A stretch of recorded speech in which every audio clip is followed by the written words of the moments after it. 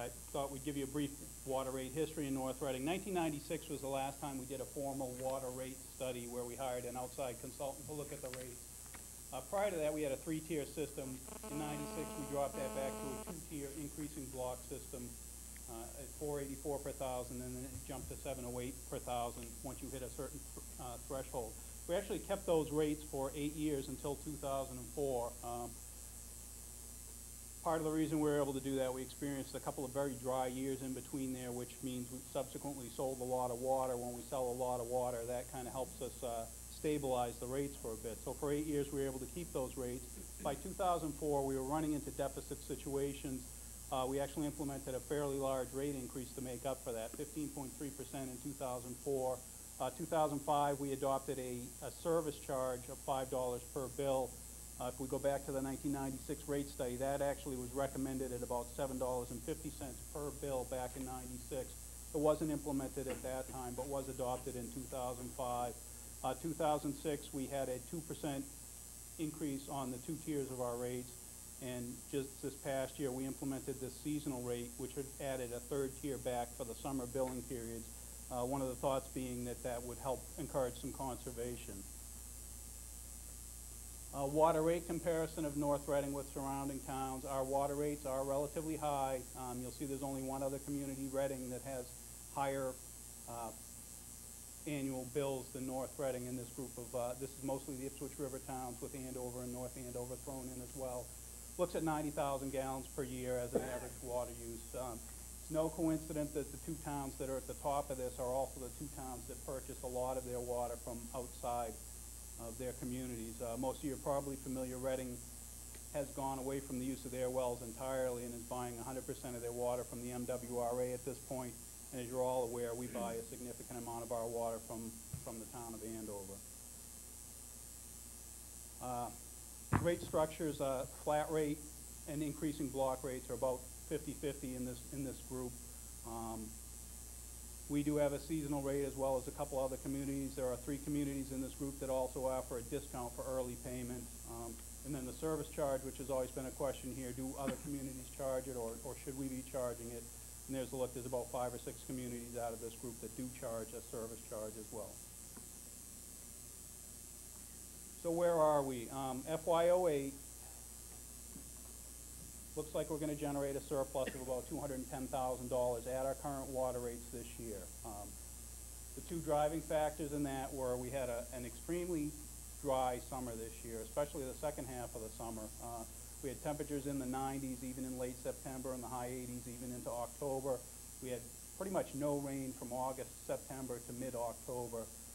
Subsequently, under those conditions, as you might imagine, we sell a lot of water. We have a lot of outside watering going on. So projected expenses of about $3 million, projected revenue of about $210,000 more than that. Looking ahead to FY09, just assuming it's an average year, neither wet nor dry, again, we're looking at a potential surplus of about $100,000 next year. Big driver next year is that the debt service in the water department drops by about $122,000 compared to the debt service for this year. So if you look at the water rates currently, okay, things look pretty good for this year and next year. But we need to take a look at the longer term picture here.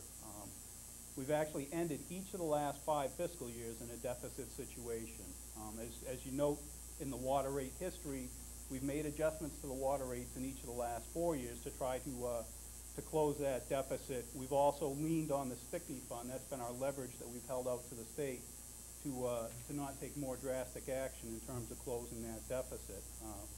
Entering this year, according to the finance department, the deficit had grown to $338,000, which is a significant number compared to our total budget. If we throw in the bill of prior year, we're up over $400,000. We've received notice from Mass DOR that they're looking for the enterprise fund to take the steps to get rid of the deficit in the current fiscal year, that entire $338,000 deficit, to take the steps to fully fund the cost to run the water enterprise, and to stop the practice of carrying bills into the next fiscal year. The bills of prior year we've used to address some of our costs. If you look at the $210,000 surplus that we're projecting for this year, you apply that to the $338,000 deficit, we're still looking at an end-of-year deficit of approximately $129,000. We've looked at a number of alternatives. There's some alternatives I won't go into, but we've got 4 primary alternatives we looked at in terms of closing that deficit. As you will recall, October town meeting did approve the use of up to $150,000 from the Stickney Reserve Fund to fund debt service in FY08.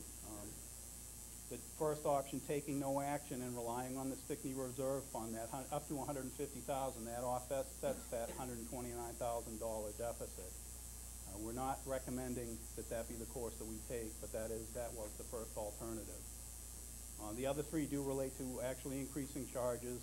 The number 2 option there, increase the service charge from its current level of $5 per bill, $1 on the service charge, because we issue about 4,500 bills a quarter, or 18,000 bills a year, results in about $18,000 in revenue per year. The option of increasing the water rates on one or more of the tiers by a fixed percentage. A 1% increase in the water rates translates to about $26,000 in additional revenue. And then the last option we've looked at was converting the seasonal rate to an actual full year 3rd tier rate.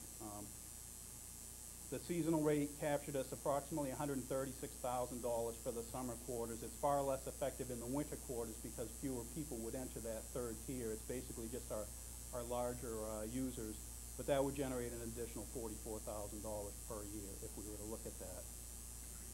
We took those alternatives. We met with the FinCom, the Finance Department, and the Water Commission and looked at what would these alternatives do, how would it impact different users in North Reading.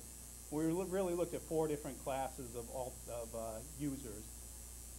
Starting from the left, at low volume water customers using about 10,000 gallons per year, a medium volume at 50,000 gallons a year, a high volume residential water customer using about 200,000 gallons per year.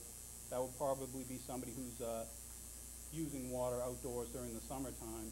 And then a commercial industrial water user at about 500,000 gallons per year. And you can see the top line, their current water bills. They range from $77 a year to about $4,600 a year for the high-end user.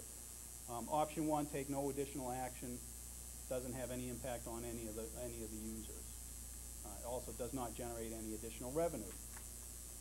Options 2A and 2B, we looked at what would be the effect of increasing the service charge by $2 or $5 per bill. If you look at that, obviously the low-end water user, person who doesn't use a lot of water, because you're increasing a fixed cost to them, the percentage increase to those people is very high. You can see a $2 increase to a bill is a 10% increase to a low-end water user, where it's just a fraction of a percentage increase to a high-end water user. The option of increasing water rates, on this chart presents a 2, 5, or 9% increase in water rates. Relatively self-explanatory. It results in basically a 2, 5, or a 9% increase in the annual billage to each of those people. And then converting the seasonal tier to a 3rd tier water rate has no impact on the low, medium, or high volume residential customer. It does have a pretty significant impact on the commercial industrial water user. So those were the alternatives we looked at. We met with as I said, the Finance Department, the Finance Committee, and the Water Commission. And the Water Commission had some recommendations. So I'm going to turn it over to Steve Pizzazza, who's the chair of the Water Commission. Thank you, Mark. Good evening, Mr. Chairman, members of the board, town administrator, members of the Finance Committee, David, and ladies and gentlemen. The Water Commission met in November to assess the situation regarding the water enterprise. And essentially, we came up with some goals to present to the board for consideration and going forward. And I think one of the fundamental goals is that we raise enough revenue to fund the enterprise. And I think our Hillview Commission is a good example of doing that, and the water enterprise certainly wants to emulate that. The second goal is to eliminate prior year bills and start this October town meeting catching up. I think DOR is on to us right now and basically told us to fund the enterprise. What the Water Commission had met and talked about, and Joe Fode's here from the commission as well, is to look to generate a slight or modest surplus as a result of the rates. And the reason for this is twofold. One is to build for future years in capital projects, and the first and foremost reason is to account for unforeseen circumstances. And Mark can tell you better than anybody, we've had a couple of those this season, i.e. Park Street and the Andover connection. So naturally, we're not excited about bringing forward a rate increase, but at the same time, we need to maintain a stable and affordable rate structure. And if you look on the next slide, Mark, is that a down arrow or a side arrow? Page down. That's too easy. So bottom line is, to generate that $100,000 surplus, we are recommending at this point to the board the option of a 2% rate increase across the board, in addition to a conversion of the seasonal rate to a full-time third tier. And that would, in our opinion, generate a modest surplus and keep us from going back to town meeting. Thank you. Mr. Hanna. Yes, thank you. The one last item I did want to address, Saturday at the budget deliberations, the chair, Messeri did ask what the cost to produce our water versus supplying the water from Andover. And I Mark jumped right on it, preparation for tonight's meeting. The cost just to buy water from Andover is $3,370 per million gallons.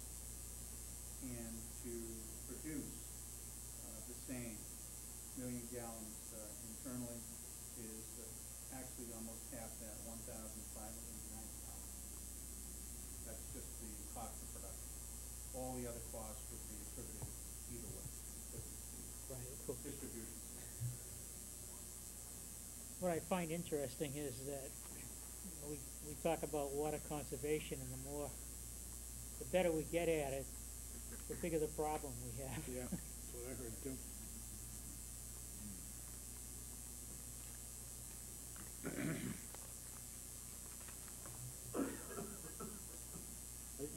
I have a question. Yes, If Mr. it's Vino. time, I don't know if it's in or not. You have anything else to present? Could you turn the lights up?